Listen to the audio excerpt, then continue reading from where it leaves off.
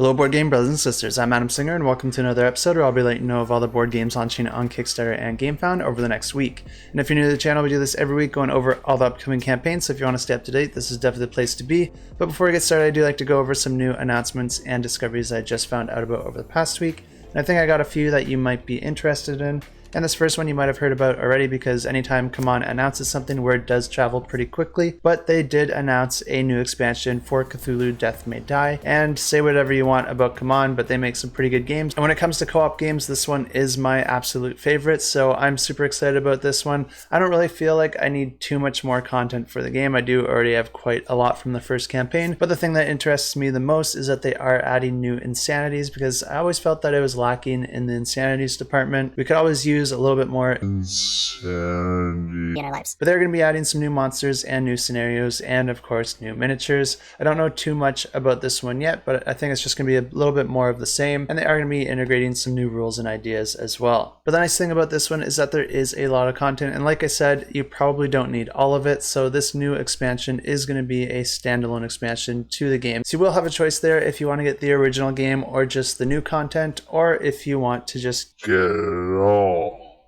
And the only other big piece of news that I think is worth mentioning is that there is a new campaign announced for Castles of the Mad King Ludwig. And this is going to introduce the Renovations expansion, which is going to introduce double-sided tiles into the game, where you'll be able to flip them over if you're able to renovate the room. And of course, this is also going to be offering the second edition of the game as well. So if you don't have the game already, you can get your hands on it. I don't know if they're going to be including all the same content that was included in the collector's edition campaign that they ran just a couple years ago. But either way, this is an excellent game and I definitely recommend checking it out. And if you want to know more, you can always click that notify me button. And just one more very last thing before we jump into these campaigns, and that's if you want any more info on any of these games like reviews, playthroughs, or even just going over each of these campaigns from a value perspective and if they're worth the money, Board Game Co does offer all sorts of videos covering all those different topics. And he also puts out a video at the start of each month going over the entire month and letting you know of all the campaigns that we know about so far. So if you do like these types of videos where you're getting a little bit of advance notice on the campaigns to come, you'll definitely want to check out his videos as well, and you can find them in the description below. And that's it for an intro, so let's check out the Kickstarters.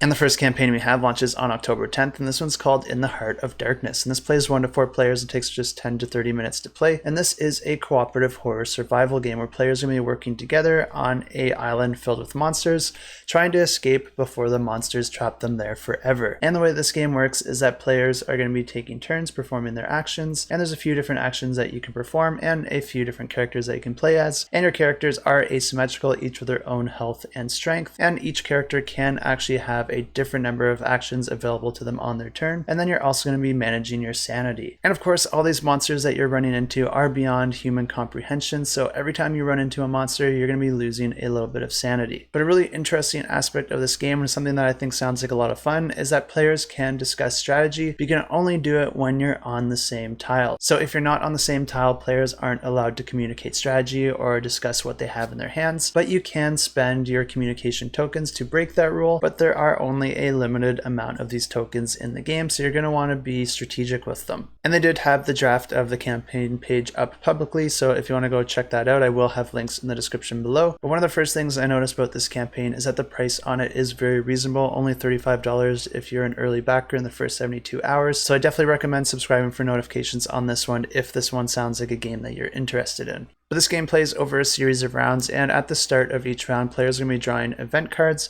You're going to be drawing more event cards depending on player count, but these can have negative effects on the players, but they can also cause the evil monsters to perform actions and move around the board. And like I said, this is an action selection game, so you're going to be spending your actions in order to move around the board and visit different locations, and each location on the board does have its own special effect for you to take advantage of. You'll also be able to use your actions to find items, which will grant you some special abilities. You can also craft traps and put them down on the board, which will injure enemies that walk into them. But one thing to note about the traps is that you do have to pass a skill check in order to successfully create one, and some characters will be better at that than others. But in order to fight back against the enemies, players can perform magical rituals and also just do physical attacks. And then on the enemy's turn, if there's any players that are on an enemy space, then that player is going to lose sanity, and the enemies might also attack that player, but mainly the enemies are going to be trying to move towards the Heart of Darkness, and they're going to take the shortest path to get there, and the Heart of Darkness is a specific location on the board, and anytime that an enemy makes it to that location, or anytime that an enemy kills a player, then the Heart of Darkness track is going to move up. And this is really bad for players because as that track moves up, the enemies are going to be spawning closer and closer to the Heart of Darkness, which is going to make it easier for them to get there. And if that Heart of Darkness track ever reaches the maximum level, then all the players lose the game and become trapped on the island. And if you want to check out this campaign for yourself, I have links in the description below.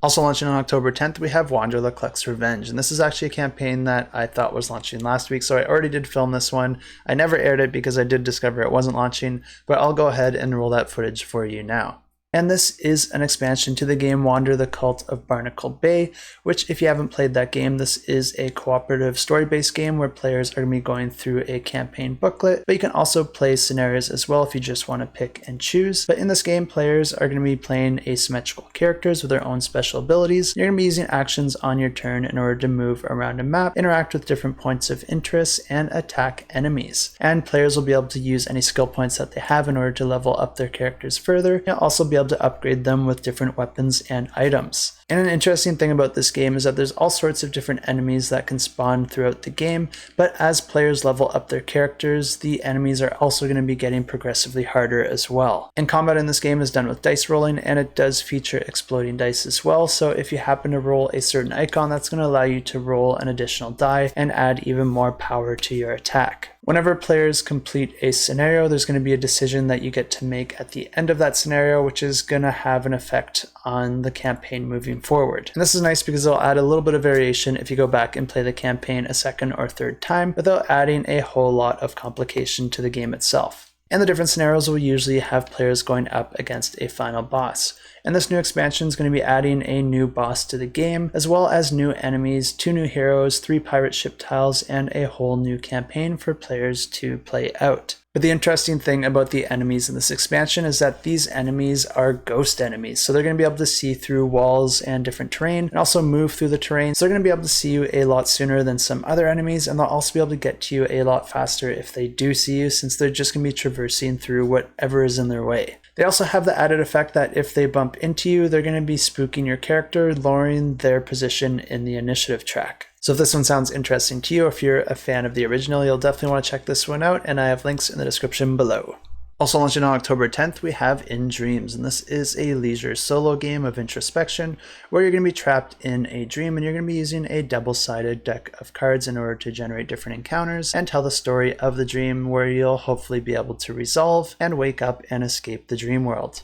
But one of the really interesting things about this game is that it really does have near an endless amount of possibilities, because there are a lot of permutations in this game. Each of the cards are going to have different prompts and arrows on them, and you're going to be drawing cards out, and these arrows are going to be matching different prompts. You're going to be combining those cards in order to create different stories or events, or even to define your character. And that's the first thing you'll be doing in this game, is generating your character, and that's going to define who you are, how you feel, and what you have to do in order to complete your dream. And after you've done that, you're going to be going through a series of encounters that are all generated by a deck of cards. And the way that this works is that you're going to be drawing one of these cards from the deck, which is going to have a number on it, and then you're going to be drawing that many more cards. You're going to be putting these cards side by side into a sort of river, and then you're going to have arrows that point to one side of the card with prompts that show on the other. But then the last card is flipped over to show some sort of visual representation of a location. And then it's going to be up to you as the player to look at all these cards and generate a story using that location and the different prompts in order to tell the encounter as it happens. So there's a lot of freedom here, and it is encouraged to journal this down on a piece of paper so that you have your complete story once you finish the game. And the event cards do also have icons on them, and if you happen to draw multiple of the same icon, then you're going to be adding an event to your encounter. And the way that that works is that you're going to be drawing from the event deck, and you're going to be taking 2 cards and flipping one over, and these are also going to work similar to those encounter cards, where you're going to have an arrow pointing at the other card. And these ones work similar but do have a little bit of differences. They're going to have a little bit more text and story to tell, and then they're going to be adding a tone to that story. And this is just something additional that you're going to have to consider when you're trying to define what exactly is happening in that encounter. But every time you're defining one of these encounters, you're always going to want to keep in mind the way that your character was generated and how they might behave live in that scenario. And then you're going to be going through a series of these encounters until the game naturally comes to a conclusion when you've decided that your character has gone through the appropriate encounters to have completed their goal, whatever that may have been. A really unique game here, and if you want to know more, I have links in the description below. And the first game we have launching on October 11th is Gathering Gloom, and this plays 1 to 4 players and takes about 60 to 120 minutes to play. And this is a cooperative game that I did think was launching a few months back, so I did already cover this one, and I'll go ahead and roll that footage for you now. And this is a cooperative game where players are going to be playing as different characters, each with their own special abilities and vulnerabilities. And these different characters can be a witch, a mad scientist, a vampire, a werewolf, a zombie, or a ghost. And players are going to be trying to resolve a series of crises at their mansions and businesses. Players are going to be gaining resources by performing different misdeeds and bejeweling residents to help them resolve these crises in order to win the game. And there's 2 things that players are going to have to worry about as the game progresses, because Gloom is going to gather every turn based on the events as well as the various cards that are drawn throughout the game. And players are going to lose the game if Gloom ever reaches 50, or if the fear that the villagers have about any single one of the players ever reaches 12 or more, because these players are trying to live their lives in secret, and if the fear gets too high, their family will be exposed for the monsters that they are. The village has 7 different locations that the players can visit, each with their own unique actions, and as soon as a player moves into a location, they'll be able to take that action. There's also a variety of buildings that players can mix into the game, having different buildings from game to game that will add some variability and some different unique actions for each time that you take this game off your shelf. On a player's turn, they're going to be rolling dice to determine the events that occur, and then they'll be able to move to any one of the locations on the board, activating that action, and then using cards to perform additional actions if they so please. If it's possible to resolve a crisis, the player can do that, and then finally they're going to check if any villagers or stalkers are going to activate, potentially adding to the fear that the villagers have. Play continues like this until players either lose the game or win the game by completing enough crises. And also launching on October 11th, we have Unlucky Adventures, and this plays 2 to 6 players and takes about 15 to 60 minutes to play. And this is a simple family-friendly card game that is designed to be played with kids, so it does have rules that are easy to grasp, but then also a fun and silly tone. And the game is really easy to teach. Basically, you're just drawing a card on your turn, and there's a few different cards that you can draw. You can either get item cards, event cards, or monster cards. And your goal here is to try to keep your cards in your hand, because if you lose all your cards, then you're eliminated from the game. And the winner is the last player or the last team standing, because this game can also be played on teams. But you're not just drawing a card on your turn, because you also have to play one card. And these cards are going to have different effects, and they might even have multiple effects, which creates a really interesting push your luck mechanism, because some of the effects might actually be harmful to you, and you're going to have to roll a die in order to resolve which effect is activated. So it might be tempting to play that card if it has a really powerful effect that could harm the other players, but you are always taking that risk. You might also draw event cards, which can have some sort of effect on you or the other players, and you can even draw monster cards where you'll have to use or you can even draw monster cards where you're going to have to fight them using the cards in your hand, but if you're able to defeat them, you will be getting more cards as a reward. Players start the game with 7 cards in their hand, plus a character card that has a one-time use special ability, and the game continues with players just drawing cards and playing one card until there's only one player or one team left, and then that team wins the game. And if you want to know more, I have links in the description below. And also launching on October 11th, we have 7th Sea City of the Five Sails, and this takes just 20 to 80 minutes to play,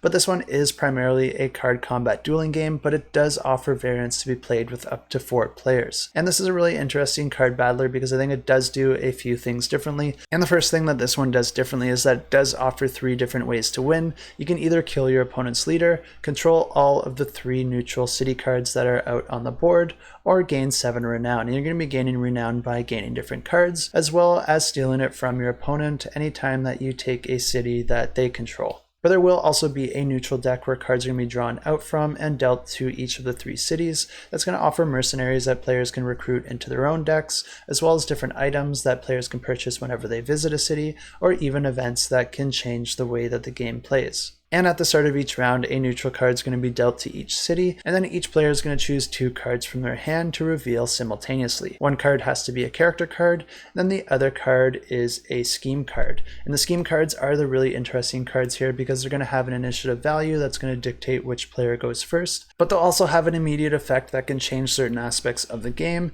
as well as an action that will be available to that player for the rest of that turn. But that's not all, because there'll also be a number printed on these cards, and that will determine how many cards you get to draw into your hand for your next turn. So there's quite a lot to consider with these cards, and you're going to be balancing different aspects depending on what you think most favors you at that moment in the game. Other than that, your character cards that you've chosen are just going to go straight into play, and then players are going to be taking turns performing actions until both players have passed. And there's a few different actions that players can perform, and these are going to vary quite a bit from game to game because you can also use the actions that you have on cards currently in play or currently in your hand. But you can also use an action to move one of your played character cards into a city. You can equip items for different bonus effects, recruit mercenaries from a city that you're visiting, or even try to take control of a city if you think that you have more influence there than the other player. And of course, you can always fight an opponent's player that's at the same location as you. And you're going to let that player know which character you are attacking at that location, but they always have a decision to make here if they have more characters at that location, because they can have one of their characters jump into battle in front of them, and you'll have to fight that character instead of the one that you were targeting. Each character will have a threat value that sends threat tokens to the other player, and then players are going to be taking turns dealing with that threat.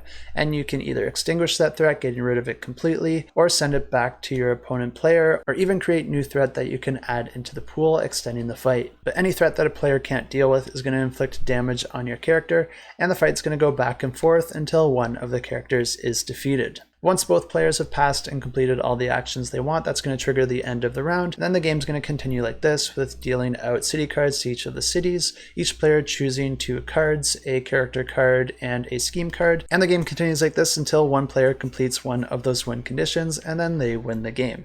Definitely an interesting game here. It looks like a lot of fun to me, and if you are interested in card battlers, or if this one just sounds interesting to you, definitely recommend checking it out, and you can find links in the description below. Also launching on October 11th, we have Wonderlands War, and this plays 2 to 5 players and takes about 45 to 125 minutes to play. This one incorporates a few different mechanisms like asymmetrical characters that you can upgrade throughout the game, as well as area control and bag building. And this one looks like it combines them in a really fun way, so it's no surprise that this one is our Discord pick of the week. And this one probably would have been my pick of the week as well, but I can be a little bit shallow sometimes, and I'm just not a fan of the Alice in Wonderland theme. If they re-release this with any other theme, it will most definitely be getting my money. And this game plays over just 3 rounds that have 2 phases each. The first phase is the tea party phase, where you're going to be performing different actions and modifying your bag. And then there's the battle phase, where you're going to be going through each of the locations on the map and then resolving each of those battles using area control. And the way that the tea party phase works is that you have this table in the center of the board, and this is where players are going to be having their tea party, because each plate is associated with a different action card, and players are going to be taking turns putting their character miniature onto one of these plates and then enacting whatever action is on that card. The cards could allow you to gain battle cards that you could use later, or even add or remove different chits from your bag, or even gain certain ally cards, which will allow you to put those allies' chips in your bag, and will also come with an associated card that lets you know the way that that chip works anytime that you happen to draw it out. The cards also have different numbers on them, and this is going to let you put a number of your minions into one of the location spaces out surrounding the board, and this is going to increase your presence in the different areas, which is going to help you in the battle phase. And that's pretty much all there is to the tea party, and then we move into the battle phase, where you're going to be going through each of these locations and then resolving the battle at that location. A player's presence there will immediately add to their strength, but then there's a push your luck mechanism here, because each player will be able to draw from their bag and then simultaneously reveal a chip. And the chips can do different things, mainly increasing your strength at a location, but they can also have special abilities like putting chips back into a bag or modifying the state of the board in your favor. But the catch here is that there's also madness chips or even double madness chips in your bag, and if you ever draw enough to add up to 3 madness. So that's why it's so important to try and have as much presence at a location before you even start drawing chips from the bag. But because of this risk, players also have the choice to draw no chip from their bag when they go to do that simultaneous reveal, and that just means that they've passed and they're no longer going to affect the battle. Once all the players have passed or bust, it's going to be the player with the most strength that wins the victory points at that location, and these victory points points are going to be increasing for each round. And the game continues like this until the 3 rounds are completed and the player with the most victory points wins the game. Of course, this campaign is also going to be adding the Shards of Madness mini expansion, but I couldn't really find any info on how that mini expansion plays, so if you want to know more, you'll just have to check out the campaign, and I have links to that in the description below. Also launching on October 11th, we have 14 Frantic Minutes, and this plays 1 to 4 players and takes 14 minutes to play. And this is a cooperative puzzle game where players are trying to escape the lab of an evil genius. And the way that this works is that players are going to be taking turns placing polyomino circuit tiles onto a shared board in order to try and complete different challenge cards in order to unlock the next door in the lab, and hopefully be able to unlock all the doors and escape the lab before the evil genius catches you. But the first thing that players are going to do is decide on the difficulty of the game that they want to play, because players are going to be trying to complete 7 different circuit cards, and these cards come in varying difficulty ranging from 1 through 5. And you're going to be creating a river of these cards of a certain pattern that has an overall difficulty of whatever difficulty that you want to play. And players are going to be trying to complete these from left to right, and the neat thing about these cards is that they're going to tell you to connect different nodes that are out on that circuit board, but there are also a whole bunch of different circuit boards. So even if you get that same circuit card in a following game, you're going to be pairing it with a different circuit board, so even though you might have solved it before, you're going to have a completely different puzzle to solve for the next time. But whatever that challenge may be, players are going to want to try and complete that challenge as quickly as possible, because every 2 minutes this evil genius is going to be moving on to the next card, and if he ever moves onto a card that players haven't solved yet, then he captures you and you lose the game. And I think that adds a lot of excitement in conjunction with the different difficulties of the challenges, because as you complete the easier challenges, you might start to pull away from the evil scientist, but as you run into those more difficult ones, you might start to see him get closer and closer. But how do players actually complete the circuits? Well, each player is going to have their own set of polyominoes that only they have access to, and then players are going to be taking turns putting 1 polyomino out on the board. Some of the challenge cards might introduce new polyominoes into the game that could have some special effects, and players can discuss and work together to try and complete the circuit. But just keep in mind that whosever turn it is, you're going to be limited to only the polyominoes that they have access to. Once you complete a circuit, you flip the next challenge card and replace that circuit board with a new circuit board. And the game continues like this until players have completed all the challenges, or the scientist catches up to them, captures them, and keeps them as his loyal test subjects. Really fun looking game here, and it will also come with a soundtrack that will help you keep track of each of those 2-minute marks throughout the game. And if you want to know more, I have links in the description below. Also launching on October 11th, we have the next campaign from Board Game Tables, and this is going to include 3 different games, and these are all going to be lighter weight games that are re-implementations of games that are previously released out on the market. And the first one we have is called Roll to the Top, and this plays 1 to 6 players and takes about 20 minutes to play, and this one is a roll and write. And in this game, players are going to have a whole bunch of different landmarks that they're trying to complete, and all the players are going to be using numbers from a shared pool in order to try and complete those landmarks. You always have to complete the landmarks from bottom to top, and each number has to be increasing in value. Each of the different locations also has its own unique rules to go along with it, and at the end of each round, players can use the action die in order to change the dice pool and continue their race to the top. Once one of those tokens is fully surrounded, you're going to be matching that token to the flowers on your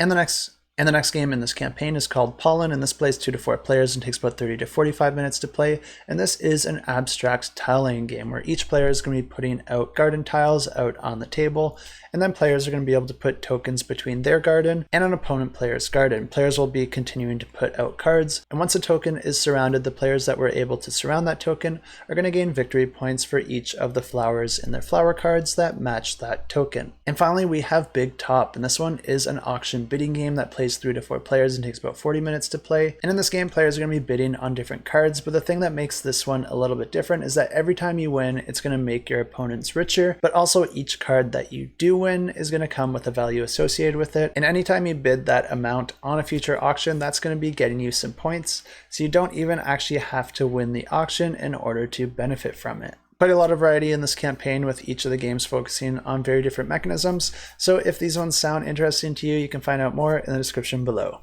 And also launching on October 11th, we have the Nazo Nazo playing cards. And I don't normally cover playing cards, but these ones do have something a little bit different going for them, so I think they're worth mentioning. And Nazo Nazo does mean riddle or puzzle in Japanese, and these decks of cards do cover both those areas, because hidden within the artwork of these cards, there's going to be over 100 different visual riddles hidden in the form of idioms and proverbs and plays on words. And there's also going to be different scavenger hunts for you to find different items within the cards. And the artwork's going to feature anthropomorphic animals in whimsical scenes, and if you take out all the cards and put them together appropriately, they are actually a puzzle that will fit together into one giant mural. And something that this campaign will also be offering that I think is kind of interesting, but also might be for more of the advanced users, is that one of the decks can also be used as a cryptic cipher, where the order of the cards can actually be used to code different puzzles or riddles beyond the decks themselves.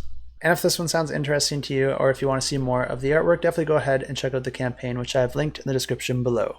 And now launching on October 12th, we have Life of the Amazonia, and this plays 1 to 4 players and takes about 60 to 120 minutes to play. And this game is a bag building game as well as a pattern building game, because in this game you're going to be trying to gain resources to put into your bag that you're going to be drawing out each round, and you're going to be spending those resources to perform actions to create a pattern of wildlife and plant life that will score you the most victory points at the end of the game. And each game starts out with the players choosing a number of animal cards that they want to play for this current game. There's quite a lot of different animals that can be played with, and they all behave a little bit differently, so it's going to add a lot of variability from game to game. And in addition to these cards, players will also be able to draw 2 and choose 1, so that they each have their own animal that only they have access to, and that's going to influence the type of patterns that they'll be able to build, creating a little bit more variability from game to game and also among each of the players. Each animal is going to have its placement requirements or restrictions, as well as a special ability that gets activated as soon as a player places one of those animals. But then it's also going to specify how it earns you victory points and what other things players might have to do to try and maximize those points. And in order to do this, players are going to be taking turns drawing a number of tokens from their bag and then spending those tokens to perform actions like purchasing new terrain tiles that they can add into their own personal ecosystem, or purchasing animals, trees, or flowers that they can put onto those terrain tiles. Players can also purchase nature cards that can grant some special abilities or even new opportunities for scoring potential for the end of the game. Or players can pay to upgrade the amount of tokens that they can draw on their turn so that they have more actions in the future. Players can also purchase new resource tokens of higher value to add into their bag so that you have a higher chance of pulling out higher value tokens. And then there's also some bonus actions that all players have access to, but you can only use them once a game. And those will do different things like modify your ecosystem in different ways, moving things around, or even removing tokens from your bag permanently if you want to get rid of some of those lower value tokens. And the game continues like this, with players drawing tokens from their bag and then spending those to perform actions until 5 of the 8 shared animal cards have been depleted, and then at that point the game ends on its final round, and then the player with the most victory points wins the game. Really nice looking game here, especially with those animal meeples, and I think this is one that's going to be pretty easy to teach and learn, but it's also going to have a lot of depth and strategy. So if this one sounds like one that you're interested in, I have links in the description below. Also launching on the 12th, we have the Deep Madness reprint, and this plays 1 to 6 players. It takes about 60 to 120 minutes to play, and it looks like this reprint is going to be quite extensive. It looks like they've completely revamped the artwork as well as the miniatures, and I gotta say it looks a lot better than it used to, but this is still a game that has a 7.9 on Board Game Geek, so in terms of how it plays, it seems that it must play pretty good and that people do like it, because a 7.9 is a really nice rating. But if you haven't played this game before, it is a cooperative scenario-based game, and there is going to be a whole bunch of different characters that players can play as, and they're going to have their own health, sanity, as well as their own special actions, and players will be able to choose a scenario, each with their own win and lose conditions. But there are some other ways you can lose, because if time runs out or if a character is killed, then you're also going to lose the game. And the first phase is the Devoured phase, where a few different things can happen, but it usually means flipping over one of the tiles on the board randomly to reveal the Devoured side, and that side is going to have new spawn points where new enemies can appear and get in the way of the players. And the second phase is the Spawn phase. We're going to be drawing cards from the enemy deck and then spawning those enemies in the different spawn locations. But what I think really separates this game from other cooperative scenario-based games is the activation phase, and this is where players are going to be alternating taking turns, but not only are they taking turns between each other, but also between the enemies, because you're actually going to be alternating between a player character as well as an enemy before it gets to that next player. This is really neat because unlike most games in this genre, players usually have all the time in the world to decide and do whatever actions they want, where the enemies are kind of frozen in time, where in this game the enemies are actually going to be continually moving throughout the player's turns. The players will be able to perform different actions like moving, searching for items, attacking enemies, resting to heal their sanity and health, trading with other players, or performing special actions depending on the character or scenario. When it gets to an enemy, each enemy card is going to have some sort of text that will outline the way that they behave on their turn, and then players will just have to follow that text. And combat in this game is done through dice rolling, where you're going to be rolling a number of dice anytime that you attack. You're going to be trying to roll values higher than a certain number in order to indicate a hit on an enemy, and that number can vary from enemy to enemy, but some enemies may also shrug off a certain number of hits before one goes through, so you might have to get a certain number of hits before you can even land one at all, but damage is persisted in this game, so if you do damage on your turn, that will be persisted onto the next player's turn. And I do have the project draft page up already, so if you do want to check out more info on the game or check out the prices, you can find that in the description below. And launching on October 13th, we have an expansion for the game Mosaic, and this one's called Mosaic Wars and Disasters. And this plays 1 to 6 players and takes about 90 to 150 minutes to play. And I did cover the game Mosaic in the past, so I'll roll that footage for you in a minute. But first I'll explain the expansion, and this expansion is just going to be adding a new deck of cards to the game, and this is going to be the Disasters deck. And you're going to be deciding how many disasters you want to appear in a single game. You're going to be drawing those and putting them out in a river, and they will activate from left to right in the order that you have revealed them. Because they're all face up, players will know which disasters are coming and the order and the outcome of that disaster, so you will have some time to prepare for them. This is just a nice little additional thing to the game that doesn't add too much complexity, but adds a little bit more to your strategy. And I did cover this game a while back, and I don't know how good I did these videos back then, so I'll just roll the dice and play that footage for you now. And this is an action selection civilization building game where on your turn you're going to be performing 1 out of 7 actions. Players are going to be using their actions to gain new abilities, grow their military, increase their population, raise money, and expand their civilization. Players are going to be gaining different cards throughout the game, and they're going to be collecting symbols across these cards that represent the increase of 9 different stats of their civilization, unlocking new technologies and scoring potential. This concept kind of reminds me a little bit of how the symbols are used on the Terraforming Mars cards, although I'm sure this game plays quite a bit differently. Players are also going to be competing to become specialized in one or more of these different symbols, and I think that just means getting the most of those symbols in comparison to the other players, and that's going to grant you some additional victory points. As the game goes on and your civilization grows, scoring cards are going to be revealed, and each time a scoring card is revealed, players are going to score different regions of the map based on who dominates that region with their cities and military units. After the 3rd scoring card is revealed, there's only one more turn, and then the game ends. Then players are going to be scoring for their cities and their towns, their wonders, projects, golden ages, and for all the cards that they score for your unique civilization components. I took a quick look through the threads on BGG for this one, and there's going to be a Tabletopia version of this game released, so if you're interested in trying this game, that will be a really good option for you. It also looked like there were quite a few other people comparing this game to Terraforming Mars, so I think you can expect that same complexity that you would expect from Terraforming Mars with this game. And launching on October 15th, we have Project EOS Rise, and this plays 1 to 4 players and takes about 60 to 180 minutes to play, and this is also a campaign that I did cover in the past, so I'll just go ahead and roll that footage for you now. Project EOS Rise is a 1 to 4 player cooperative space adventure game that matches up worker placement, push your luck, and dice placement game mechanics. You and your crew will travel through the universe, hunting down fast radio bursts that will advance your progress towards finding the Paradise Planet. Once the planet is located, the crew will put everything on the line to attempt to reach it. The game uses a roll for location game system that ensures each playthrough generates a unique universe with unique challenges, as well as a light RPG system that allows crews to explore and discover multiple paths to victory. Whatever path you take, the 4 characters, the pilot, the combat specialist, the engineer, and the medical director, can advance their skills to give you the best benefit to your mission. Do you spend your credits to expand the EOS, or open up new actions like mining, scanning, or crafting? Do you want to smuggle and deliver interesting cargo to different galaxies to gain intel and advance your progress, or would you rather attack alien ships using the combined strength and skills of the crew? Whatever path you choose, time is of the essence because each year brings the star marker one space closer to extinction. But whatever you do, you'll always want to keep the starship EOS in working condition because if the command room is destroyed, your mission is aborted and the game is lost. And those are all the campaigns I have for you this week, but don't leave yet because we have quite a few giveaways to announce, and these are the easiest giveaways to enter ever. All you have to do is leave a comment down below, and the first giveaway we have is for Lunar Rush. And this is a Euro-style game where players are harvesting resources from the moon, but then you're going to have to travel back to Earth in order to sell that out on the open market. What players sell at the market will influence the market, so that might mean that players want to take the faster routes first.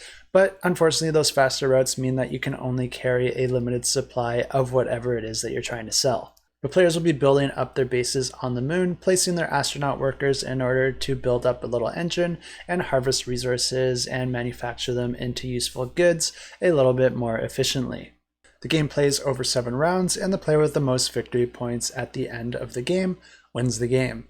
And to enter this giveaway, just leave a comment down below with the hashtag moon and maybe just leave us some sort of space related fact. And I actually know quite a lot of little random facts about space, and one of the things is it would actually be really hard to have a base on the moon unless you built it underground or unless you had some sort of advanced AI laser targeting guns, because since the moon doesn't have an atmosphere, you're going to have a whole bunch of space debris and meteorites making its way onto the surface of the planet, destroying anything that you hoped to build. So that's just a problem you need to consider anytime you want to live somewhere that doesn't have its own atmosphere. And we actually have 3 more giveaways that I'm going to announce right now, and I'm actually going to run these ones a little bit differently. Instead of leaving a comment down below, just head over to our Discord in the description below and check out the giveaways channel, and all you have to do is click the little emoji underneath the giveaway, and that'll get you automatically entered into that giveaway, which will be drawn at the end of 7 days. And the first giveaway you'll find over there is for a pledge for Pocketbook Adventures, and this is a sort of dungeon crawler that you can carry around with you,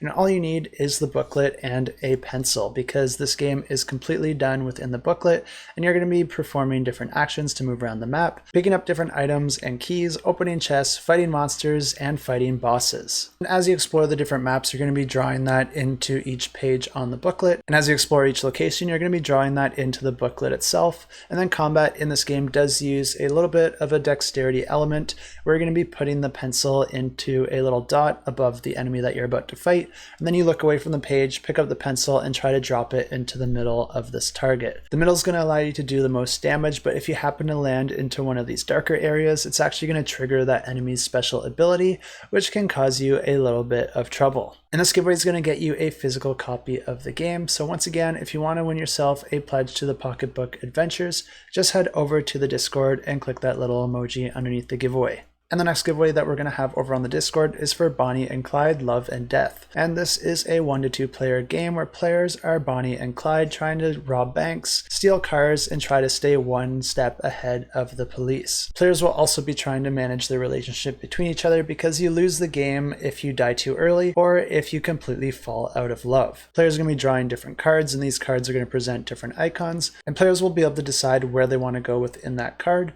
which usually involves drawing a card from another deck. Players are going to be ending each round finding a hideout and staying the night, but then in the morning the police are going to get a little bit closer and you're going to have to steal a vehicle and hit the road. Or who knows, you might even have to shoot your way through. And this giveaway is going to be for a copy of the game and all unlocked stretch goals. And once again, just head to the Discord, which I've linked in the description below, and click that little emoji underneath that giveaway to get entered automatically. And the last giveaway we have is for Fear of the Unknown, and this is a role-playing game where players are trying to solve a mystery, but it all takes place in a horror setting where players are going to be going up against all sorts of different monsters or horrors as they try to gather clues and hopefully solve the mystery. Each game can be played in a single session, and it involves 0 prep, so you can just jump into it and get going right away, and the booklet will help you create your characters and set up the entire mystery for players to explore. And this giveaway is going to get you a paperback copy of the game. So if you're looking for a little bit more horror in your life, or if you want to mix these into your role-playing sessions, or even just explore role-playing a little bit more with single one-shot games, this is a great opportunity. And this giveaway is going to be for a paperback copy of the game. So if you want to get a little bit more horror in your life, or just mix these into your role-playing sessions, or even just explore role-playing games a little bit more with games that you can play in a single session, this is a great opportunity to jump in. And like I said, all you have to do is check out the Discord Discord in the description below, head over to the giveaways channel, and then click the emoji underneath that giveaway. I wish you all the best of luck, but let's go ahead and draw the winners for last week. And we had a really nice giveaway last week for an all-in pledge for Fateforge Chronicles of Kaan, so I'm super excited for whoever wins this one. And to draw a winner, I use this fancy application here. All these extra names down here are bonus entries for my Patreon subscribers. And if you want to help out the channel and help make all these efforts just a little bit more sustainable for me, you can check out links to my Patreon in the description below. It really does help, and it also gets you some bonus entries into these giveaways. But if not, I also appreciate you checking out these videos. So of course, you can always enter the giveaways in the comments below. Let's go ahead and grab those comments and draw a winner.